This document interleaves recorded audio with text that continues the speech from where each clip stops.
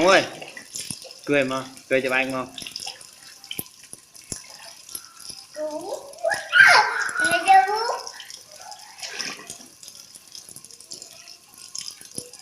miếng đi, bú đi. Có bú miệng. Bú này.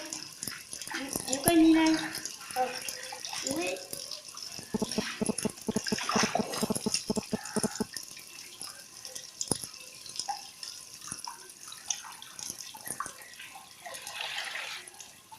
Để lại mà thải cho con đi. Nhà rồi bây giờ hay đang xuống.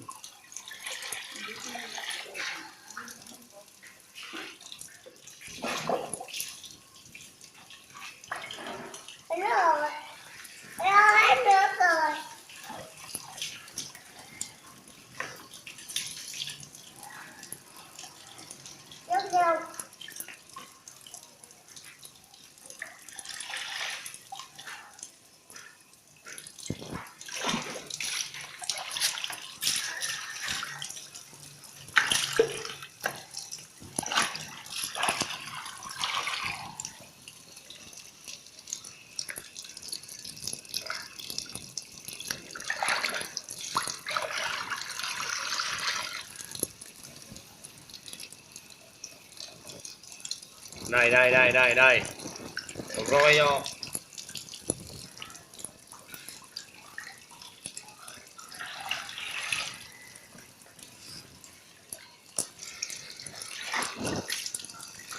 Không cười rồi mà bộ chụp ảnh mà cười con